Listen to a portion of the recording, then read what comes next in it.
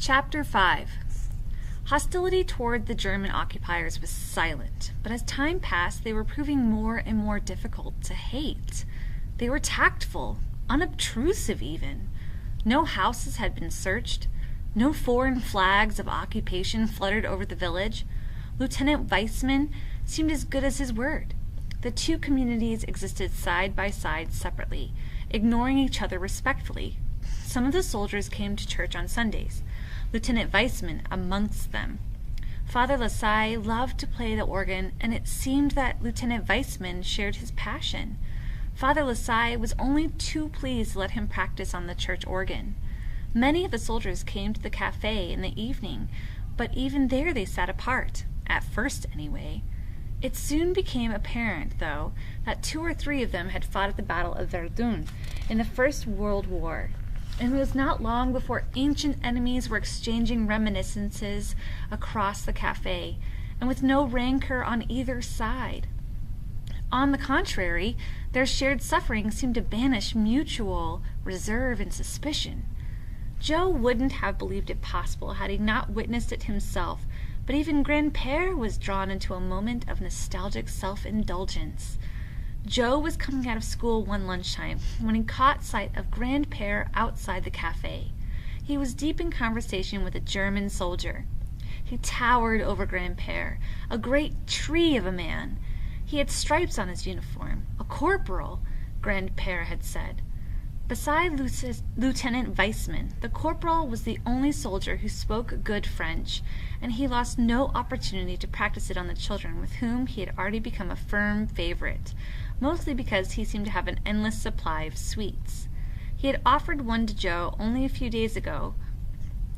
Joe had taken it, but then his conscience had gotten the better of them, and he spat it out around the corner, something he immediately regretted as he watched Rolf enjoying it instead. The corporal smiled at Joe as he saw him coming, and Grandpère looked somewhat shamefaced. On the way home he explained. "It's hard to believe," he said, "but that corporal and me, we were very likely shooting at each other at Verdun." He shook his head. "Just 16 he was then, and validated out the same as me." And then he caught Joe's eye and was silent. This reunion of old soldiers broke the last of the ice, and therefore the village settled and adapted to the new normality of being occupied. Hubert had seemed more resentful than most at first, and because he had no inhibitions, was by far the most daring. He was always blowing raspberries at them in the street, but the Germans simply laughed and blew raspberries back at him. It became a tit-for-tat game that Hubert enjoyed, and they enjoyed. Before long, they all knew his name. They would give him chocolate, and they would let him groom Lieutenant Weissman's horse. Hubert was happy, and whoever made Hubert happy struck a common chord with the spirit of the village. Joe had never much liked Armand Jolette before he shot the bear, and he liked him even less now. With the arrival of the Germans, his shop was doing well, very well.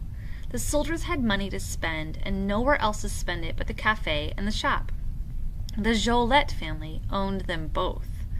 No one else in the village stooped to fawning except for Armand Jolette. He would always accompany the soldiers to the door of his shop and open it for them. He would bow and scrape in a manner that made Joe cringe to watch him. And these days, Joe was often in the shop to pick up Widow Horcata's provisions. Twice a week it was now, in all weathers. He climbed the hillside, his arms aching under the weight of the baskets. There were 8 children up there now, Widow Horcata told him. Joe had never set eyes on any of them except Leah, and he hadn't seen her for some time. He longed to sneak into the barn and take a look, but he knew he shouldn't. It was Benjamin who usually came to the door to take the baskets from him. He was still hobbling on his bad ankle. Joe was always invited in, but then he was never allowed to stay for long in the warmth of the kitchen. "Your honey, Joe," the widow would say, pushing it across the table towards him. "And here's the list for next time." And then he'd find himself out in the yard again, facing a closed door. He knew why he could not stay. Being inclined to repeat herself, she had told him several times. "You've got to remember, Joe," she'd said. "To everyone in the village you're just an unwilling delivery boy for the Black Widow.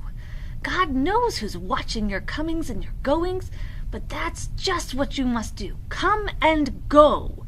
We don't want people asking questions, do we? It's best that way." Joe knew she was right, but it hurt him just the same.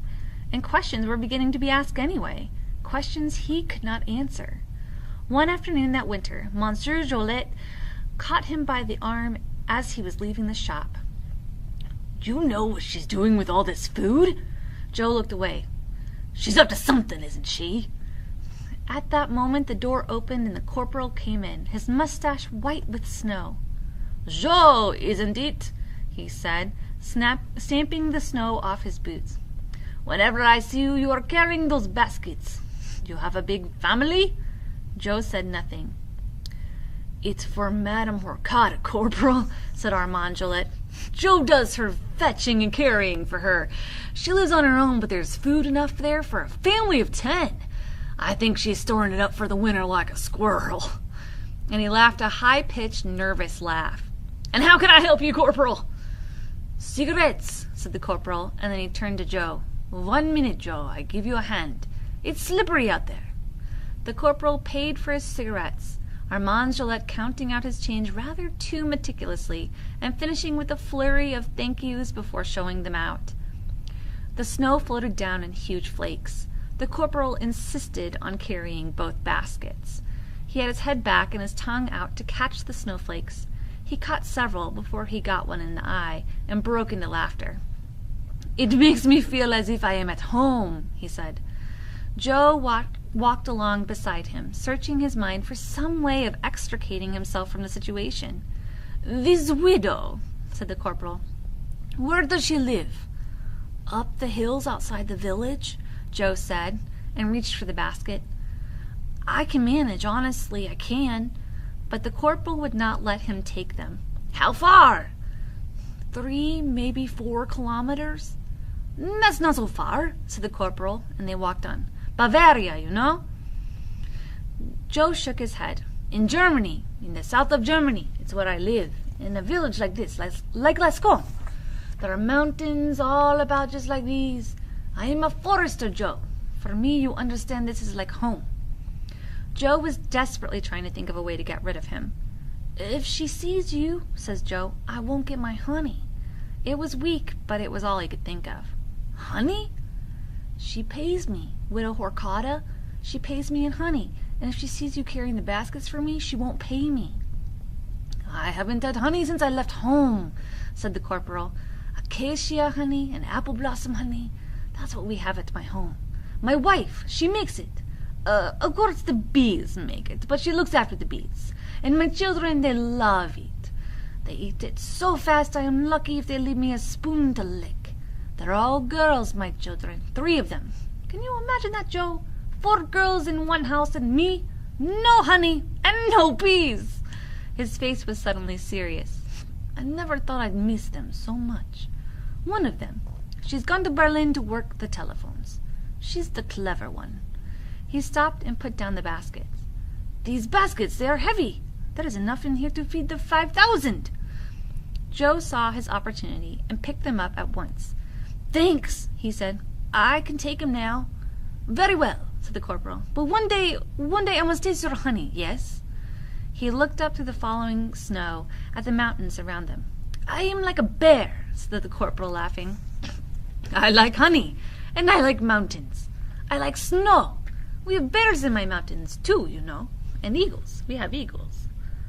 "So have we," said Joe. "I know," said the corporal. "I have seen them, and vultures, too.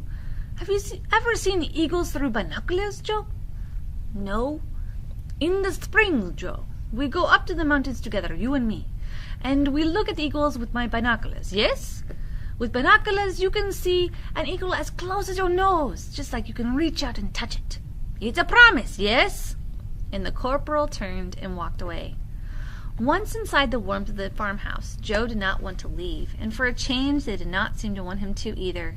They sat him down over a bowl of hot soup, which he blew on to steam his face warm. He had almost finished wiping his bread around the bowl when he realized that no one was saying anything. With his mouth still full of bread, he He looked from one to the other and waited. It was clear they had something to tell him. "Joe," said Benjamin, "I know you have done a lot for us already." And as he spoke, he walked slowly over to the stove, leaning for support on the backs of the chairs as he went. He turned round and faced him, his face serious. "And we don't like to ask you." "Ask me what?" "We need money, Joe," said Widow Horcata. "We just haven't got the money to go on buying food. There's 10 of them in the barn now. They've eaten me out of house and home. The cow's gone dry, so there's no milk any more. I haven't even got any honey left to pay you. I've got enough money to last another week, and that'll be the end of it." She sank back in her chair. "There's only one thing we can do, Joe. I've got to sell my pigs. The children won't eat them, and Benjamin won't eat them. It's against their religion, and I can't afford to go on feeding them. With the money they can make, we can go on for a few more months, maybe. So they'll have to go. But I'm not selling them to anyone, Joe. Those pigs, they're like family to me. The only other one person who knows enough about pigs in this valley, and that's your grandfather Henry. Always used to keep pigs when he was a young man, and he was good at it, too. The problem is he's not going to buy them without seeing them, is he? And that's what I want you to do, Joe. I want you to bring him up here." Joe looked across at Benjamin. "Don't you worry nothing about him," Widow Horcata went on. "He'll be well out of sight, same as the children. Henry won't know anything, and what he won't know can't hurt him, can it? So the next time you come up here with the shopping, that'll be next Wednesday afternoon, won't it? I want you to bring your grandfather with you." "What am I going to tell him?" asked Joe. "Tell him I'm too old. Tell him I can't get about like I used to. That'll be true enough. Tell him what you like, Joe, but get him here." "Can you do it, Joe?" Benjamin said. "I'll try," said Joe. And he tried that evening whilst Maman was upstairs putting Christine to bed.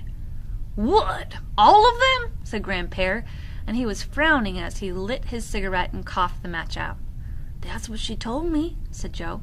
"She told me she's too old to go on." Grandpere shook his head.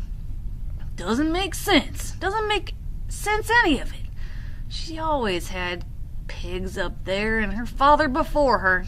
She loves those pigs like her own children. She'd never sell them, not unless she had to. I know she wouldn't. I tell you, Joe, if she gives up her pigs, that'll be the end of her. She'll have nothing left to live for." "Perhaps she needs the money," said Joe. "Well, I'd like to know what for," Grandpere said. "After all, she's only got herself to look after, hasn't she? She's been careful all her life. I just can't understand it. Still," he said, smiling through the cigarette smoke, "that's the first invitation I've had from her in nigh on 50 years, I'll go."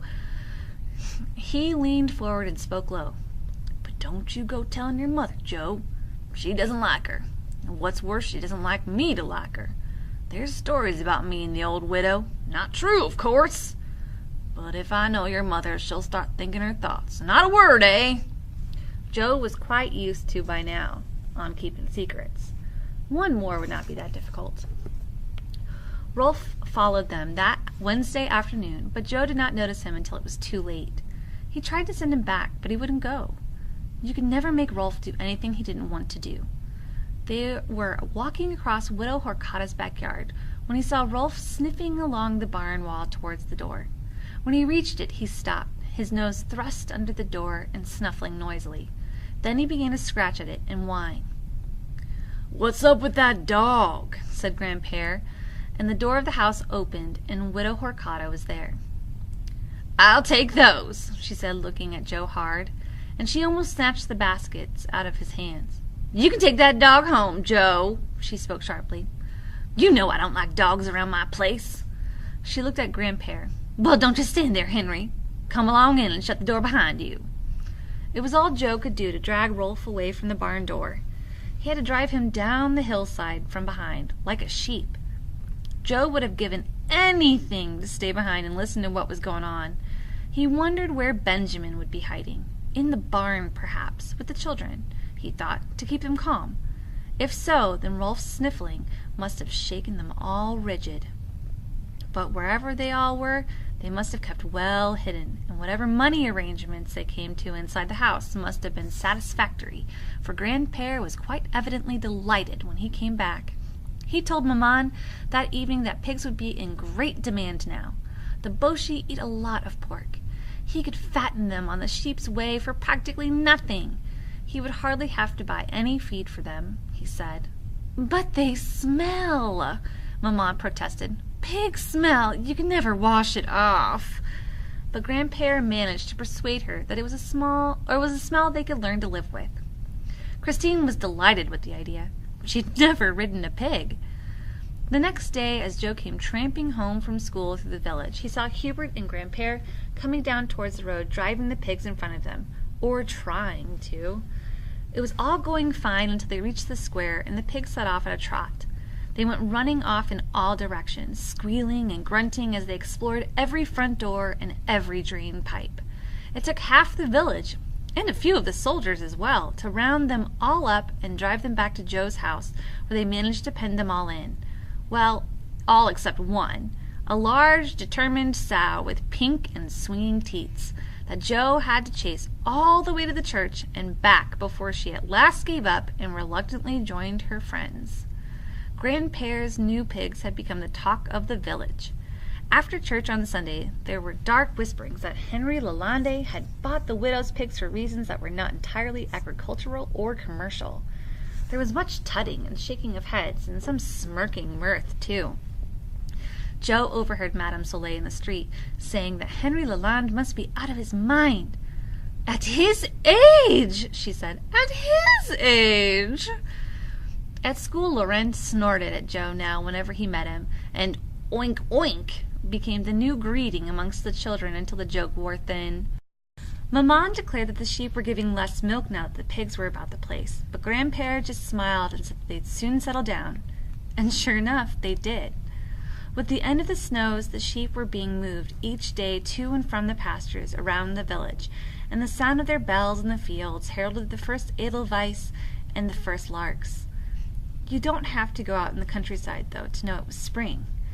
When Father Lassalle left the church door open so that the sound of his organ playing could be heard all over the village, everyone knew for sure that winter was behind them.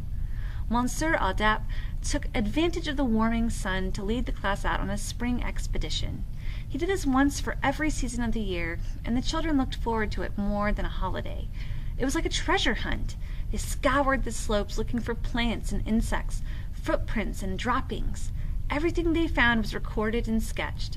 There wasn't a plant Monsieur Audap could not name, nor a footprint nor a dropping he could not identify. The great find of the day was a bear print in the muddy beach down by the river. It was Laurent who found it first. Laurent found most things first. Everyone thought it was just another of his practical jokes. "A bear!" he cried. "It's gotta be!" And Monsieur Audap confirmed it. "A front paw," he said, "and a small one at that. But it's a bear right enough, a young one, I'd say. Look at the claw marks." "What's the matter, Joe?" said Laurent, clapping him on the back. "You look as if you'd seen a ghost." They hunted up and down the river bank for more prints, but they found none. "A one-footed bear," said Laurent, hopping beside Joe on the way back that afternoon. But Joe found it difficult to enjoy the joke. "Cheer up, Joe," he said. Joe smiled as best he could, but it was not very convincing, and he knew it. They sang songs all the way back to the village, Monsieur Audap waving his hand above his head, conducting them. As they came round the last bend in the road, they saw a German patrol coming towards them. Sing up, said Monsieur Audap, and they swung past the patrol in full voice. Joe enjoyed the moment. They all did. It was a little victory, but even a little victory was better than none at all. They were still in high spirits when they came into the village. Perhaps that was why Laurent put his tongue out at Madame Soleil as she was arranging baguettes in the window of her shop. She came rushing out after Monsieur Audap, complaining bitterly and pointing at Laurent. After they got back to school, Laurent was called into Monsieur Audap's room, and Joe noticed that when he came out he was only just smiling. Monsieur Audap had clearly said his piece, and he had a way of reaching his mark. It was that interview that goaded Laurent into an act of revenge, and for that he needed an accomplice. "I need someone with a deep voice, Joe," he said, "and that means you." And it was never easy to say no to Laurent. Always good friends, with both their fathers prisoners of war in Germany, they had become even closer allies.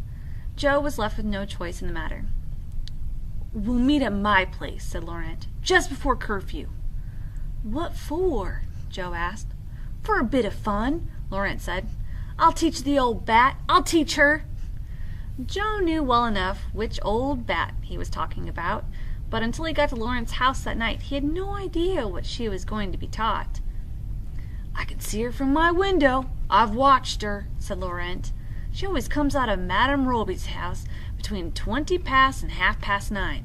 She walks across the square and then back to her place, regular as clockwork. You know what you gotta do?" Joe didn't want to do it, not because he didn't dare. There was nothing very daring about it. He just didn't think they could pull it off, but Laurent ignored all his doubts and protests. Laurent tested the torch, and they crept out together onto the dark streets. Once in place, they had crouched down behind a wall and waited. Joe had been rehearsed in his part, but as the door of the Roby's house opened and he heard Madame Soleil's shrill voice, he found that his brain was suddenly frozen, that he could no longer remember his words. The door closed, plunging the square into darkness again. The moment had come. Laurent waited until the footsteps were just the other side of the wall, and then he stood up, shining his torch directly into Madame Soleil's eyes. Laurent had kicked Joe into action. Joe cleared his throat. "Halt!" he said in his deepest voice. "Ihre Papier, bitte!" And then his best guttural German accent, "Your papers, please." He looked up from his crouching position under the wall. Madame Soleil was holding up her hand, trying to keep the light out of her eyes, and she was stammering with terror. She held out her papers, her hand trembling. Laurent took them, glanced at them perfunctorily, and handed them back quickly. "Gut, sehr gut," said Joe as rehearsed. "Gute Nacht." And she hurried away, whimpering into the dark, Laurent's torch beam following all the way to her door. When she had gone in, Laurent bent over the wall and put his hands over his mouth to stop himself laughing out loud. Joe took the torch out of his hand and switched it off. "Did you see her face?" said Laurent. "Did you see it? You were brilliant, Joe, brilliant." And then from the darkness behind them came a soft voice. "Ausgezeichnet." Joe's heart leapt into his mouth. "A brilliant performance, as you said." They turned, and the torch beam hit them in their faces full on. "Ihre Papier, bitte," said the voice. It was Lieutenant Weissman. "I haven't got them on me," said Laurent. "Und du?" The torch came full beam on Joe's face. Joe shook his head. He could just make out a shadow behind the torch, and the outline of a head against the sky. "Turn around," said Lieutenant Weissman. They obeyed. "Hand a hook." "Hands up." He kicked Laurent first, and Joe waited for his turn. When it came, it was more than a playful kick in the pants. It hurt just enough to carry a meaning. "Do not do it again," said Lieutenant Weissman. "You understand me? You have 1.5 minutes before curfew. Schnell!" They climbed the wall and ran home, going their different directions. Joe did not stop until he had shut the door behind him, and even then his heart could not stop pounding in his ears. Whenever Joe went up to Widow Horkata's farm with the shopping, now Benjamin would put off his shawl and come out into the yard to see him off. He would walk up and down to show him how much he was improving each time he walked more easily. First the stick went, and then within weeks the limp was almost gone. He had even tried running on it, but only for a few steps. "It won't be long now, Joe," he said. "We'll soon have the children away." Every time Joe asked how many children there were, the figure increased. "We've sent word," said Widow Horkata. "Time and again we've told them not to send any more down the line, but the children keep coming. There's 12 of them now." And suddenly Benjamin was never there anymore. For weeks, months, Joe never saw him at the house. Whenever he asked about him, Widow Horkata would just say he was in the barn with the children, or she would simply pretend not to hear. And when she did that, Joe never quite dared to probe any further. He never saw any sign either of the children.